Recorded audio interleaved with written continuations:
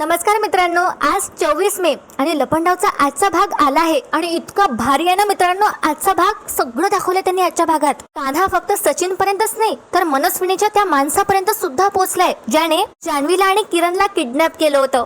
श्राद्धाच्या दिवशी कान्हा त्या डॉक्टरला घेऊन कामत बंगल्यावर जाणार आहे. तसंच खूप काही दाखवलं त्यांनी आजच्या भागात. तर व्हिडिओ शेवटपर्यंत नक्की पहा आणि हो, मला कमेंट करून नक्की सांगा की तुम्हाला आजचा भाग कसा वाटला. त्याआधी जे चॅनलवर नवीन असतील त्यांनी चॅनलला खऱ्या रिव्ह्यू साठी पटकन सबस्क्राईब करा. तर मित्रांनो, सुरू करूया आजच्या भागाला. जानू आता सखीची मजा घेत असते आणि त्यानंतर सखी जानूला विचारते, जानू मोरपीस कुठे आहे? तर आता जानू खोटच सांगते सखीला आणि म्हणते, ते का फेकून दिलं ग खिडकीच्या बाहेर. आता सखी चिडते जान्हवीवर आणि म्हणते, जानू अगं तू काय केलंस? कोणी सांगितलं तुला हे करायला? जानू म्हणते, तूच तर म्हटलं होतं ना बाई तुला नकोय म्हणून. त्यावर सखी म्हणते, अगं बाई, राग व्यक्त करायची ती पद्धत असते. याचा अर्थ असा नाही होत की तू मोरपीस डायरेक्ट जाऊन फेकून देशील. काय ग जानू यार, ते मोरपीस किती स्पेशल होतं माझ्यासाठी, तुला माहिती आहे ना. आणि आता सखी इमोशनल होते आणि तिला खूप वाईट वाटतं. पुढे ती जानूला म्हणते, आम्ही दोघं, मी आणि कान्हा, आमच्या मध्ये असं मोरपीस ठेवायचो आणि झोपायचो. कान्हा मला म्हणला होता की मी या मोरपिसासारखं तुला जपेन. अगं जानू, आमचं नातं आणि आमच्यातलं प्रेम फुलावं साठी ती जादूची काडी होती आमच्यासाठी आणि तू काय केलंस ग? तर जानू सखीची मजा घेते आणि जानू स्माइल करत असते मनातल्या मनात. पुढे सखी म्हणते, काय ग जानू, इतकं स्पेशल होतं ते मोरपीस आणि तू असं फेकून कसं दिलंस? तुला काही कळतं का? अक्कल आहे का तुला? असं म्हणत सखी आता एक ठेवून सुद्धा देते जान्हवीला.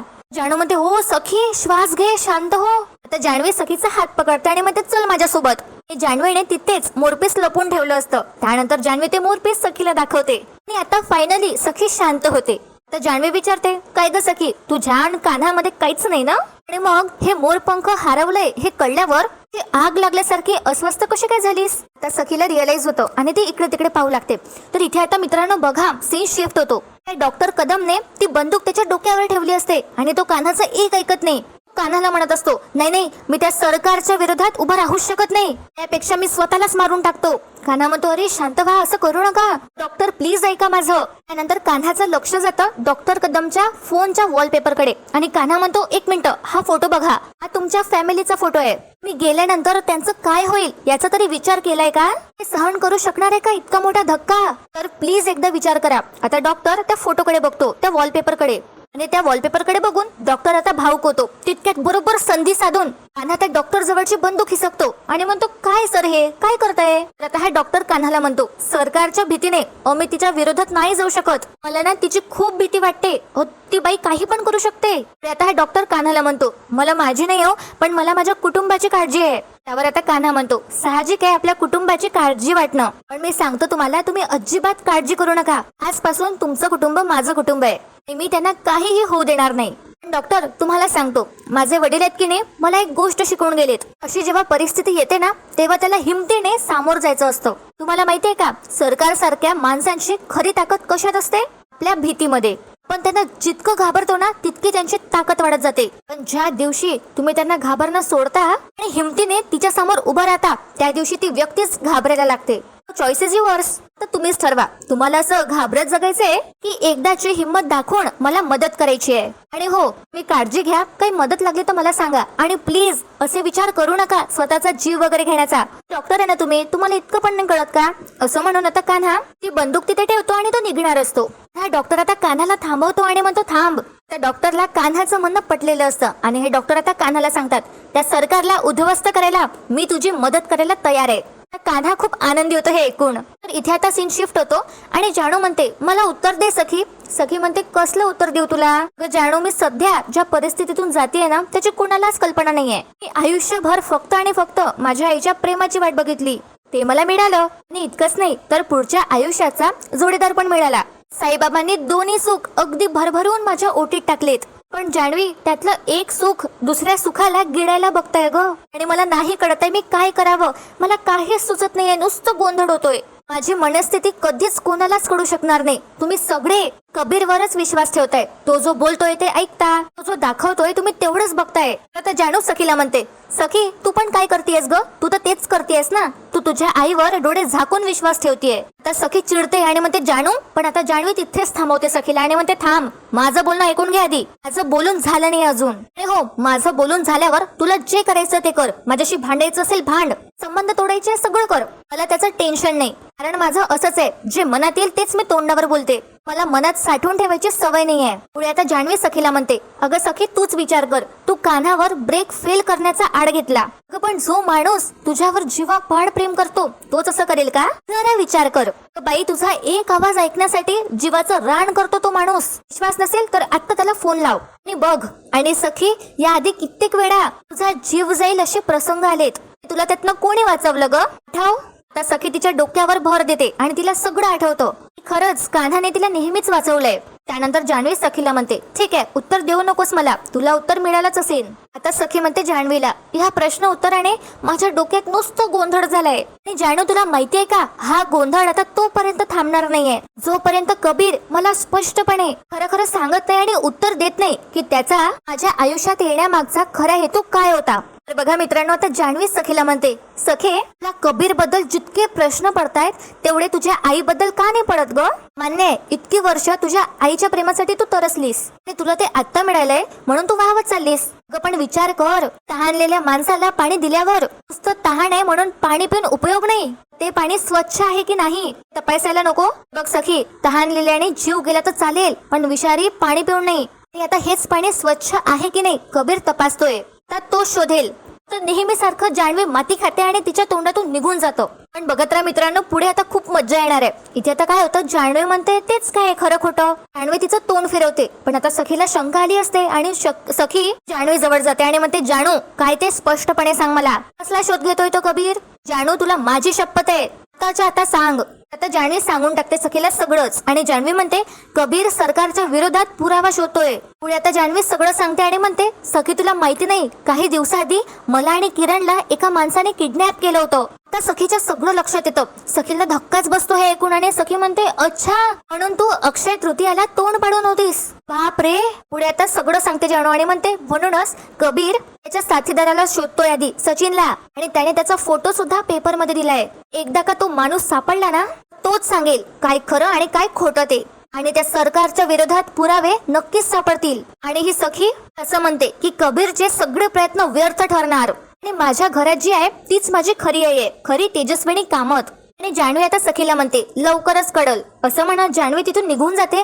आणि बघत राहा मित्रांनो, सखी गोष्ट आता सरकारला जाऊन सांगणार आहे. त्यामुळे ही सरकार अलर्ट होते आणि त्या किडनॅपरला कळवते. पण त्यामध्ये सुद्धा एक ट्विस्ट आहे. बघा काय होतं. इथे आता सीन शिफ्ट होतो. किरण आणि कान्हा बाहेर चहाच्या स्टॉलवर आता चहा पित असतात आणि कान्हा आता किरणला सगळं सांगतो. त्यावर किरण म्हणतो, अरे वा, डॉक्टर कदम तयार झालेत. हा कबीर, काय मस्त बातमी दिलीस. त्यावर आता कान्हा किरणला म्हणतो, अशीच मस्त बातमी तू कधी देणार आहेस? जर तो सचिन सापडला नाही ना, तर तो सरकारचा माणूस सापडणार नाही, आणि जर सरकारचा माणूस सापडला नाही तर जान्हवीला तू सापडणार नाहीस. अशी कान्हा आता गंमत सुद्धा करतो किरणची. त्यानंतर किरण म्हणतो, काय? कान्हा म्हणतो, हो. तितक्यात आता किरणला कॉल येतो एक. कान्हा आता किरणलाच म्हणतो, फोन उचल. त्यावर किरण म्हणतो, अरे माझा नाही, तुझा फोन वाजतोय. कान्हाच्या लक्षात येतं आणि कान्हा फोन बघतो. तर बघा मित्रांनो, आता खूप छान ट्विस्ट आपल्याला पाहायला मिळणार आहे. तर आता या अननोन माणसाचा कान्हाला फोन येतो आणि हा माणूस सांगतो की मी तुमचा सारथी बोलत आहे. कान्हा आता फोन स्पीकरवर टाकतो. आता हा माणूस सांगतो कान्हाला, तुम्ही सचिनला शोधताय ना? माणूस आता क्लब मध्ये असतो, त्याच्या हाती न्यूजपेपर असतो. त्यानंतर हा माणूस कान्हाला सांगतो, पेपर मध्ये सचिनचा फोटो पाहिला. चमत्कार बघा, चक्क तो माझ्या समोर उभा आहे. आता कान्हा म्हणतो, कुठे? समोर कुठे? पटकन पत्ता सांगा. आता हा माणूस म्हणतो, आधी मला पैसे सांगा, कुठे देणार आहात? कसे? तर आता किरण सांगतो, तुला आम्ही कॅश देऊ, जागेवरच. त्यावर आता हा व्यक्ती म्हणतो, ठीक आहे, या मग. एका पबचं तो नाव देतो, ते नाव सांगतो आणि ऍड्रेस देतो तिथला, आणि म्हणतो, तुमचा जो सचिन आहे ना, या पब मध्येच आहे, एका मुलीबरोबर गुलुगुलू करतोय. त्यानंतर आता कान्हा आणि किरण लगेच निघतात सचिन जवळ. मस्त आहे मित्रांनो, समोर बघत राहा. आता सीन शिफ्ट होतो. रात्रीची वेळ असते आणि सगळेजण कामात घरी जेवायला बसले असतात. फक्त गौतमच नसतो तिथे. तर त्या काळजीपोटी सखी विचारते वेदूला, वेदू गौतम काका नाही आलेत का ग जेवायला? त्यावर आता वेदू सांगते, अगं ते म्हणत होते की त्यांना भूक नाहीये. तर आता सखी वेदूला म्हणते, त्यांना त्यांची प्लेट रूम मध्ये जाऊन देतेस का ग? आणि त्याला सांग जेवणावर राग नको काढू म्हणावं. आता वेदू म्हणते, ताई तुम्ही राग नका म्हणू, हे त्यांना तुम्हीच सांगितलं तर बरं राहील नाही का? तर वेदू कान्हाकडूनच असते आणि म्हणून तिला वाटत असतं की सखीचं आणि तिच्या काकाचं परत आधीसारखं व्हावं. पण हे तेजस्विनी म्हणून घेणारी ही मनस्विनी जी आहे ती म्हणते, वेदू तो बाळा सांगितलं तेवढंच काम करायचं. आता तुला सखी सांगतेय ना, मग कशाला तिला नाही त्या गोष्टी सांगून त्रास देतेस? जा बरं तू जा ही प्लेट घेऊन. त्यानंतर आता ही नंदा सखीला विचारते, काय ग सखी आज ती घरात आलेली शी नाजूक सारखी पोर कोण होती ग ती? त्यावर आता सखी म्हणते, ओ अच्छा जानू ग मावशी आजी ती माझी मैत्रीण आहे, तिचं नाव जान्हवी आहे. आता ही मनस्विनी मुद्दामच टॉपिक काढते जान्हवीचं आणि म्हणते, काय ग सखी मग जान्हवीने किरणला केलं का माफ? त्यावर सखी म्हणते, हो. पुढे आता सखी सांगते मनस्विनीला, पण काय झालंय ना त्यांच्याबद्दल आज एक नवीनच गोष्ट कळली आहे मला. त्या दोघांना अक्षय तृतीयाच्या दिवशी कोणीतरी किडनॅप केलं होतं. आता वेदूला माहिती असतं की या मनस्विनीने सगळं केलंय. वेदू मनस्विनीकडे बघते आणि आता मनस्विनीला हे ऐकून धक्काच बसतो. तिला आता समजलं असतं की कान्हा पटकनच तिच्या माणसापर्यंत जाऊन पोहोचेल. त्यामुळे आता ही मनस्विनी काय करते ते सगळ्यांसमोर म्हणते, मला ना बरं नाही वाटत आहे, मला जरा मळमळतंय, मी आलेच असं म्हणत मनस्विनी पटकन तिथून निघून जाते. आणि इकडे बघा मित्रांनो खूप मजा येणार आहे. इथे आता सीन शिफ्ट होतो आणि सचिन त्याच्या मैत्रिणीला म्हणत असतो, पब मध्ये ते डान्स करत असतात. तर सचिन म्हणतो, काय ग किती दिवस झालेस मला झुलवतेस तू? ते काही नाही हा, आज मला किस पाहिजे म्हणजे पाहिजे. वर आता ही मुलगी त्याची मैत्रीण त्याला म्हणते, ठीक आहे बेबी मी तुझी इच्छा आज पूर्ण करतेच, आधी तू डोळे बंद कर. ते बघा मित्रांनो काय होतं, हा सचिन त्याचे डोळे बंद करतो. त्याची मैत्रीण अशी समोर येणार तितक्यात तिथे आता कान्हा येतो. या मुलीला तिथून जायला सांगतो. तर हा सचिन म्हणतो, देतेस ना? तर आता कान्हा सचिनच्या समोर येऊन उभा राहतो आणि म्हणतो, देतो ना. सचिन आता लगेच त्याचे डोळे उघडतो आणि घाबरतो. कान्हा आता या सचिनला जोरात कानाखाली मारतो. खूपच भारी सीन आहे मित्रांनो, समोर तर आणखीच मजा येणार आहे. इथे आता काय होतं, सचिन आता पडायला जातो दुसऱ्या दिशेने, तर तिथे आता किरण येतो. सचिनला ते बरोबर आता गोत्यात घेतात. कान्हा सचिनला म्हणतो, काय रे मी तुला नोकरी दिली, मी तुला पगार वाढवून दिला, तुला आमचं मीठ खाऊन सुद्धा बाहेर शेण खायचंय का? हा सचिन म्हणतो, सॉरी चुकलं माझं. सचिन आता हातपाय जोडतो आणि म्हणतो, चुकलं माझं. आता किरण म्हणतो सचिनला, बरं करतो आम्ही तुला माफ, पण आधी त्या माणसाचं नाव सांग, त्याला तू मदत केलीस. सचिन म्हणतो, बरं सांगतो, त्याचं नाव समीर आहे. आता कान्हा पत्ता विचारतो. तर आता किरण म्हणतो, आणि हो त्या जागेच्या आसपास रेल्वे स्टेशन आहे हे मला माहिती आहे, त्यामुळे जर का तू खोटं बोललास उद्या पेपर मध्ये कुठला फोटो येईल माहिती आहे ना? सचिन विचारतो, कुठला? सचिन आता घाबरतो. तर कान्हा म्हणतो किरणला, दाखवच त्याला फोटो. किरण आता तो फोटो दाखवतो ज्यामध्ये सचिन आणि त्याची मैत्रीण असते. किरणने हा फोटो आधीच घेतला असतो थोड्याच वेळाआधी. त्यावर आता किरण म्हणतो, बघितलंस मस्त आहे ना फोटो? आता कान्हा सुद्धा म्हणतो, काय रे मस्त HD फोटो काढलायस किरण तू, आपण एक काम करू, हा फोटो आपण मीडियामध्ये देऊया. त्यावर किरण म्हणतो, मीडिया कशाला? सोशल मीडिया जास्त वाट बघते अशा न्यूजची, आता स्वतःची बदनामी होईल म्हणून सचिन खूपच घाबरतो. पुढे आता किरण म्हणतो, एक फोटो आणि फोटो व्हायरल. पुढे आता कान्हा म्हणतो, बरं किरण आपण एक काम करूया, त्या मुलीचा जो चेहरा आहे ना तो ब्लर करू, त्यात तिची काय चूक? आता किरण म्हणतो, पण परत याला कोणी जॉब देईल की नाही यात शंकाच आहे. तर आता सचिनच म्हणतो, थांबा एवढं सगळं करण्याची गरज नाहीये, मी सगळं सांगतो. आणि हा सचिन आता पोपटासारखा बोलायला लागतो आणि सांगतो, दादर स्टेशन जवळ बंद पडलेली मिल आहे तिथे असतो तो समीर.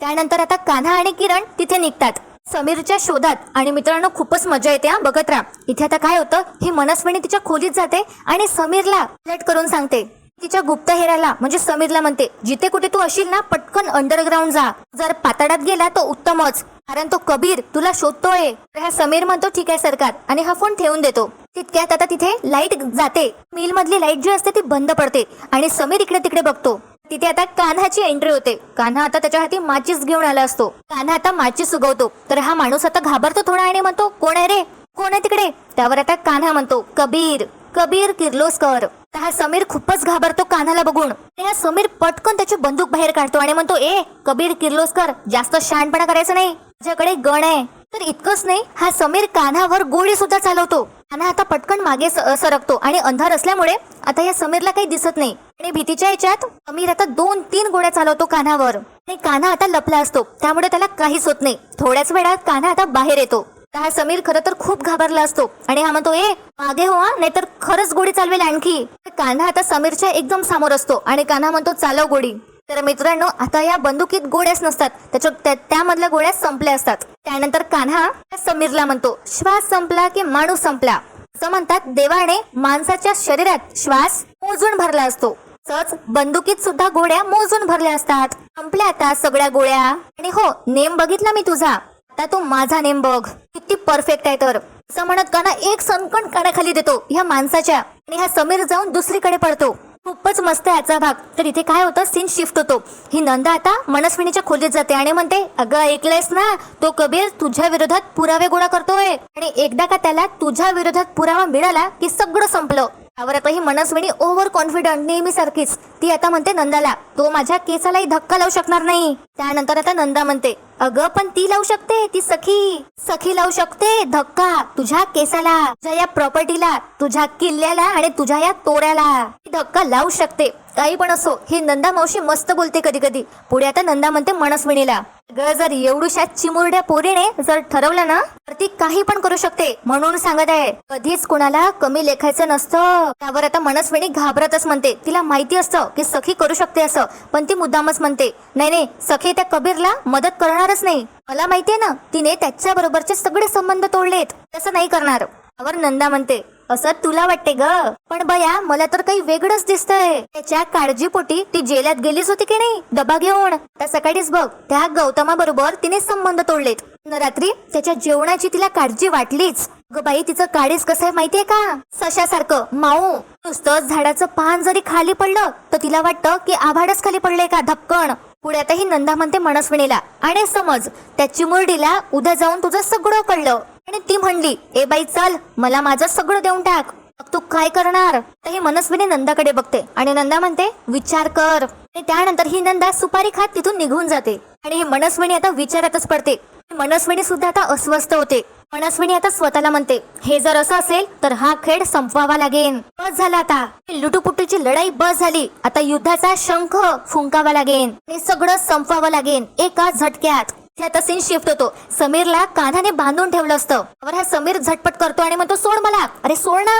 आणि हा समीर रागातच कान्हाकडे बघतो. कान्हा म्हणतो आधी मला उत्तर दे, तू त्या सरकारसाठीच काम करतोस. हा समीर म्हणतो हा करतो, काय करणार. आता कान्हा शांतपणेच बोलतो आणि म्हणतो मी काय करणार, तर जे काही करायचंय ते तुलाच करायचंय. तर इतके दिवस जिचं मीठ खाल्लंय तिला उद्ध्वस्त करायचंय, तुला माफीचा साक्षीदार व्हायचंय. त्यावर हा समीर म्हणतो जीव गेला ना तरी मी तोंड उघडणार नाही आणि जा तुला जे करायचंय कर. त्यावर आता कान्हा म्हणतो ठीक आहे तुझी मर्जी. कान्हा आता ही कशी सिट्टी मारतो. तितक्यात तिथे आता किरणची एंट्री होते. किरणने सेम स्टाईल मध्ये या समीरने केलं होतं तसंच किरणने त्याच्या स्वतःच्या खांद्यावर ड्रिल मशीन ठेवली असते. आता या समीरला सगळं आठवतं आणि किरण आता ते ड्रिल मशीन जशी जशी समोर आणतो तसा तसा समीर आता घाबरतो आणि म्हणतो ए लांबरा लांबरा. त्यावर आता कान्हा म्हणतो किरण याने जान्हवी आणि तुझ्या सोबत काय केलं होतं त्याला सांग. त्यावर किरण म्हणतो सांगायचं कशाला, डेमोज देतो डायरेक्ट. त्यावर हा समीर म्हणतो ए थांब म्हणतोय ना. किरण आता ड्रिल मशीन ऑन करतो आणि हळूच समीरच्या हाताजवळ नेतो. मस्त होता मित्रांनो हा सीन. त्या समीरने जसं केलं त्याच्यासोबत अगदी तसंच झालं आणि त्याला त्याच्या कर्माची शिक्षा लवकरच मिळणार. समीर आता घाबरतो आणि मग तो सांगतो सगळंच सांगतो. त्यानंतर कान्हा या समीरचा फोन घेतो पॉकेट मधला आणि म्हणतो याची कॉल हिस्ट्री चेक करूया. कान्हाला समजतं आता लास्ट कॉल सरकारचा असतो म्हणून. कान्हा विचारतो आता काय रे काय म्हणत होत्या तुमच्या सरकार. त्यावर आता हा समीर सांगतो अंडरग्राऊंड जा असं म्हणाल्या. पुढे आता कान्हा म्हणतो बरं मग एक काम कर, त्या सरकारला उद्ध्वस्त करण्यासाठी आमची मदत कर आणि मग जा अंडरग्राऊंड, ते जायचं तिथे जा. त्यावर समीर गप्प असतो. किरण म्हणतो बहुतेक याला ऐकूच आलं नाहीये पण आता येईल असं म्हणत किरण आता परत ड्रिल मशीन वर काढतो आणि समीरला घाबरवायला लागतो. किरण ड्रिल मशीन ऑन करतो आणि या समीर जवळ नेतो. कान्हा म्हणतो रिलॅक्स, प्रत्येक माणसाचे काही वीक पॉइंट्स असतात, त्याचा सुद्धा एक आहेच. किरण विचारतो काय, तर कान्हा समीरची कव्हर दाखवतो फोनची किरणला. त्यानंतर कान्हा समीरला पण कव्हर दाखवतो त्याची स्वतःची आणि म्हणतो कोण आहेत ह्या बाई. त्यावर एका बाईचा फोटो लावला असतो. तर हा समीर सांगतो माझ्या आजी, तिनेच मला लहानाचं मोठं केलंय. तर आता कान्हा त्या फोटोकडे बघत म्हणतो नमस्कार आजी. काय रे आजोबा कुठे तुझे. तर समीर म्हणतो आजोबा नाहीयेत. तर आता कान्हा किरणला म्हणतो किरण ह्या आजींना आजोबाची आठवण येत असेल असं नाही वाटत का तुला. मला असं वाटतंय आपण या आजींना आजोबाकडे पाठवलं पाहिजे. आता हे ऐकल्याबरोबर समीर कान्हा आणि किरणला म्हणतो, ए माझ्या आजीला काही झालं ना तर मी जीव घेईल तुम्हा दोघांचा, आधीच सांगून ठेवतोय. त्यानंतर समीरच्या पॉकेट मधलं वॉलेट जे असतं ते कान्हा बाहेर काढतो आणि त्यावर त्याचा आधार कार्ड असतं, त्यावरचा ऍड्रेस वाचतो कान्हा आणि म्हणतो, अरे वा, यावर तर याच्या घरचा पत्ता पण आहे. आता मी पटकन जातो हा किरण आणि याच्या आजीला भेटून येतो. कान्हा आता मुद्दामच हे सगळं म्हणत असतो. कान्हा आता निघायचं नाटक पण करतो. समीर म्हणतो, ए अजिबात माझ्या आजीला काहीच नाही करायचं, सगळं सांगतो. कान्हा म्हणतो, गुड, माफीचा साक्षीदार हो. पुढे आता कान्हा सांगतो या समीरला, मग आता आमचं पुढचं काम होईपर्यंत माझे 2 माणसं तुझ्या घराबाहेर असतील, तू इथे. कान्हा आता किरणवर जबाबदारी सोपवतो आणि म्हणतो, किरण काळजी घे बाबा याची. आणि कान्हा तिथून निघून जातो. आणि आता याने समीरने किरण सोबत जे काही केलंय, किरण त्याचा मस्त बदला घेणार. इथे आता सीन शिफ्ट होतो. सखीने आता नाईट ड्रेस घातला असतो. ती झोपायला जाणार तितक्यात तिचं लक्ष मोरपिसाकडे जातं. सखी आता ते मोरपीस तिच्या जवळ घेते. त्यानंतर सखी ते मोरपीस परत ठेवून देते आणि मग ती कपाट उघडते आणि कान्हाने तिला दिलेलं गिफ्ट तिच्या हाती घेते. ती कुर्ती ज्यावर सगळं सणा लिहिलं असतं. सखी त्यावरून आता अशी हात फिरवते आणि ती कुर्ती तिच्या एकदम जवळ घेते. त्या कुर्तीला ती मिठी मारते. सखीला आता कान्हाची आठवण येत असते आणि सखीला जान्हवीचे शब्द आठवतात की त्याला एक फोन लावून बघ, तुझा एक आवाज ऐकण्यासाठी जीवाचा रान करतो तो माणूस. सखीला हे आठवतं आणि सखीचा फोन हाती घेते. ठरवते की ती कान्हाला आता फोन करणार. आणि मित्रांनो, आजचा भाग इथे संपतो. उद्याच्या भागात आपण पाहणार आहोत की सखीच्या बाबांचं वर्ष श्राद्ध असतं आणि या मनस्विनीने खीर मध्ये विष मिसळलं असतं. परत एकदा सखीचा जीव घेण्याचा ती प्रयत्न करते. ही मनस्विनी सखीला तिने बनवलेली खीर खायला देते. सखी आता ती खीर खाणारच असते तितक्यात तिथे आता कान्हा येतो डॉक्टर कदमला घेऊन. आणि आता हे डॉक्टर कदम सगळ्यांना मनस्विनीचं सत्य सांगणार आणि मनस्विनीला एक्सपोज करणार. आजचा भाग तर खूप छान होता आणि उद्याचा भाग आणखीच मस्त असणार आहे. तुम्हाला पण आजचा भाग कसा वाटला मला ऐकायचंय, नक्की मला कमेंट करून सांगा. आपला व्हिडिओ शेवटपर्यंत पाहण्यासाठी खूप खूप धन्यवाद. व्हिडिओला लाईक करा, चॅनलला सबस्क्राईब करा आणि हॅपी संडे.